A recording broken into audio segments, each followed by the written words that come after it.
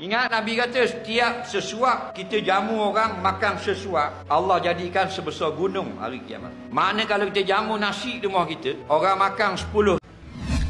Jangan lupa untuk like, subscribe dan tekan loceng. Terima kasih. Jamu nasi di rumah kita, orang makan 10 suap, tuan rumah 10 huti gunung kalau seorang mari. Bayang kalau 30 orang makan. Ada duit sikit, we makan orang. Kalau pergi kedai makan roti canai, bayar. Okey, kira-kira. Awak seorang tak? Suti kedai. Ceting berapa persen kan? Suti kedai makan pagi. Ada 30 ya tak?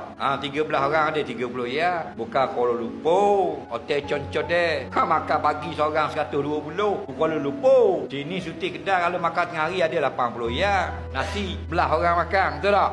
Bayar semua suti kedai. Dalam hati ini sedekah daripada mak. Pergi kedai minum air kalau berang. Kita tengok orang kerja akut sapah berhenti minum air. Tu meja tu bandar orang saya bayar. 4 orang makan. Sesuap satu gunung akhirat. Tu jadi orang kaya kita. Tu cara dia. Ni tok makan hak orang. Bayar tok. Dia begini saja kalau kita rasa susah, ingatlah jauh kita ni senang dari orang lain. Orang lain susah lain. Dia orang susah ni hospital. Ni semua ni orang senang. Orang senang bukan orang banyak witih. Tu bukan orang senang. Tu orang banyak witih. Belum tentu senang. Dah orang senang, ni lah orang senang. Rasa nak datang kuliah, boleh mari. Rasa nak tengok live drama, tengok kot live. Rasa nak pergi sedekah, kau orang pergi sedekah. Pasal kita duk nampak orang senang tu, orang kaya-kaya. Sebab tu kita tak syukur nikmat Allah. Takkan kita senang lah ni. Tak nampak. Bangun boleh, angkat tangan boleh, duduk boleh. Orang susah tu, sakit pita. Faham tak lagi? Kelebihan baca surah Al-Ikhlas. Seorang laki-laki jadi imam di zaman Nabi di kampung pendalaman. Hebatnya laki-laki ni dia pelik pada orang. Dia hanya ingat Fatihah dan Al-Ikhlas. Macam soalan ni. Okey, lelaki ni imam di kampung dia. Ada musalla, ada surah kecil di kampung di Madinah. Jauh daripada bandar. Dia hanya ingat Fatihah dan Al-Ikhlas. Lalu dia jadi imam semayang, surah tu dia baca. Faham? Lepas rakaat pertama semayang subuh, Al-Ikhlas. Rakaat kedua, Al-Ikhlas. Semayang raya, Al-Ikhlas dua-dua rakaat. Semayang Jumaat, Al-Ikhlas juga. 7 tahun Al-Ikhlas saja baca. Tak ada surah lain. Lalah jadi orang kampung semua jadi boring tau. Sakit hati tau. Pakat berkumpul nak buang imam ini. Jadi gini, kita pergi ziarah Nabi di Madinah, kita tanya hukum dia. Okey, ya Rasulullah, di kampung kami seorang imam kampung kami, dia tak ada surah lain dibaca. Ni yang sebab kami mari ni.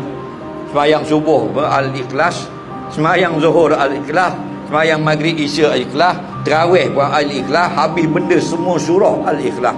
Tak ada surah lain. Jadi macam mana ni? Kata Nabi, ada saksi atau tidak? Ada, betul. Ada saksi. Kalau begitu, balik bagi tahu imam itu, surah itu akan pimpin dia ke dalam syurga nanti. Teguh balik ramai-ramai. Faham lagi?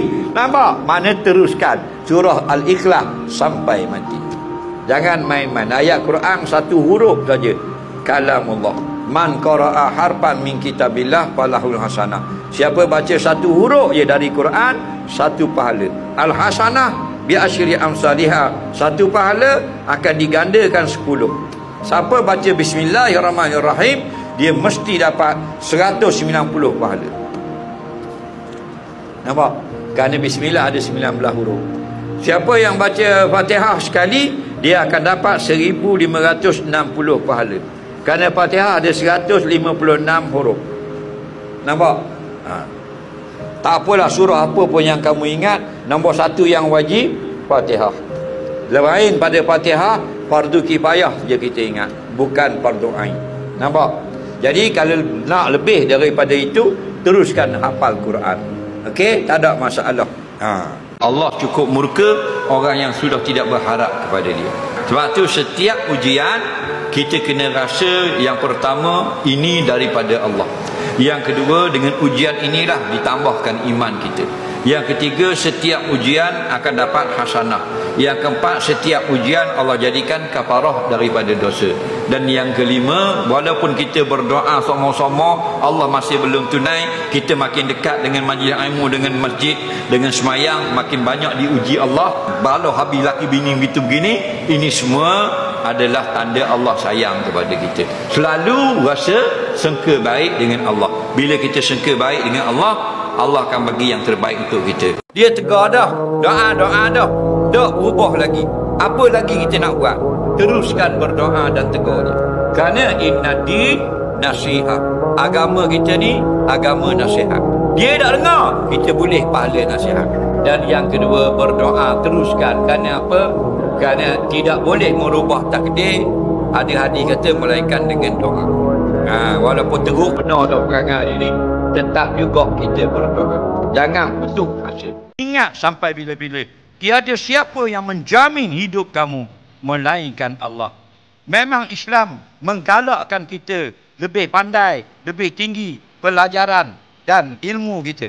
Lebih banyak yang kita belajar, lebih tinggi sijil kita dapat, lebih baik di sisi agama. Tapi bukan sampai kita pegang, kalau tak ada sijil, gelap masa depan. Itu orang bukan Islam. Orang Islam yang jamin masa depan, Allah. Pegang sampai mati, Allah menjamin hidup aku, sama ada aku cemerlang dalam SPN atau gagal, yang menjamin hidup aku hanyalah Allah.